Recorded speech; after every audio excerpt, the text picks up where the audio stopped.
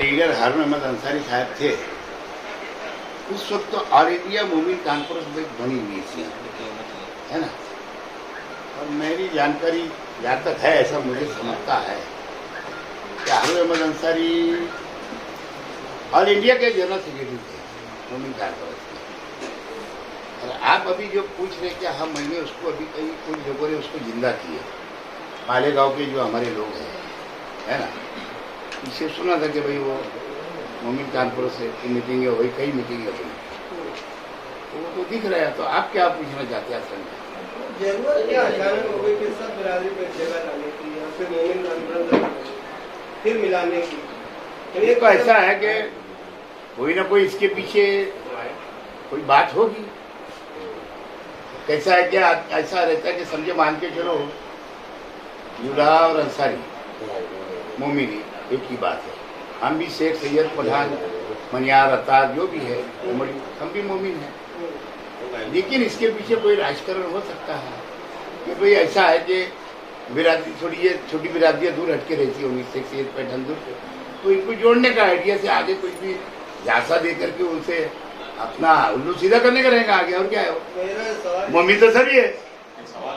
Parliament चुनाव की बात आने बाद ही ये गड़बड़ मुझे लगता है, इसलिए आपका नाम आया, इसलिए कुछ न कुछ ऐसा देश हमारा लोकशाही है, लोकशाही देश है ना, आज़ाद मुल्क है। और अगर मेरा नाम आया, अगर कांग्रेस राष्ट्रवादी कांग्रेस पार्टी के लोगों ने अगर अपने पदाधिकारियों को बुला करके उसके अंदर अगर कोई अपना प्रस्ताव रखे हुए किसी ने, और वो लेकर के अपनी पार्टी बात डिमांड अगर कर रहे हैं, कोई बुरी बात नहीं है। और वैसे भी धुलिया मतदार संघ के अंदर 3 टीम कांग्रेस की, हम पहले वहीं थे कांग्रेस में, हमने ही यहाँ पे बड़े बड़े खाने दाने किए और बड़ी बड़ी वोट दिलाए माशाल्लाह। दूसरी पार्टी के लोग भी थे उसमें दिलाने के अंदर, ऐसा नहीं कि नहीं, है ना। तो अमृत भाई 2 टीम हार गए, अभी कुणाल बाबा हार गए।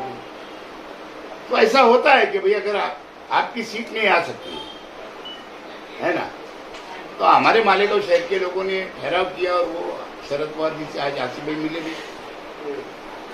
अजीत दादा से ही मिले, जयंत पाटिल जी से ही मिलने वाले हैं, उनको भी टाइम मिल गया था उनका। तो तीनों के पास अपनी बात रख दी और मेरे लिए मेरी बात हुई, मेरे लिए उन्होंने डिमांड की है कि ये जगह धुलिया मतदार संघ की धुलिया की सीट छुड़ाकर अपने लिए लेना, और मेरे लिए टिकट की डिमांड कर रहे हैं। आगे महा विकास आघाड़ी का आपस में अगर फैसला हो गया और अगर धुलिया मतदार संघ की सीट अगर राष्ट्रवादी कांग्रेस पार्टी को लोकसभा में अगर छूटती है तो कोई बुरी बात थोड़ी है। इलेक्शन है, कोई भी लड़ सकता है। और मुझे अगर पार्टी, मैंने तो खुद से डिमांड कर रहा हूँ, मेरे लोगों ने, पार्टी के लोगों ने, फिर मैंने तुम्हारे को 2-4 चैनल वाले को बुला के बोला, है ना।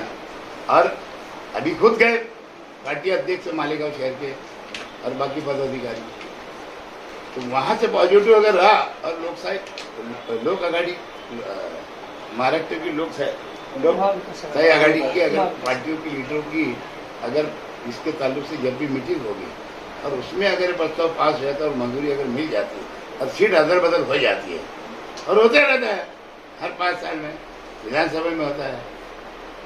जैसे गिरामीन की यहाँ दादा भुसे साहब की जो सीट थी वो राष्ट्रवादी की थी, अदल बदल हुआ कांग्रेस के लिए, है ना। वो भी उम्मीदवार भाग गया, वो भी उम्मीदवार भाग गया था। सेंट्रल की विधानसभा की, सेंट्रल में जो अभी कांग्रेस की सीट है, हाँ, उसके भी बदलाव की मांग तो करेंगे ना। अभी देखो ना, मुझे बताओ, जब हम कांग्रेस में थे पूरे तो राष्ट्रवादी थी क्या?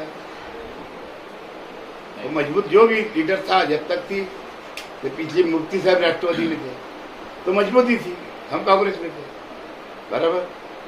वो कोई और पक्षों में चले गए, हम राष्ट्रवादी कांग्रेस में चले गए। तो कांग्रेस है कहाँ है? मालेगांव में कांग्रेस है क्या? अध्यक्ष तो चुनकर आ जाए एरिया से,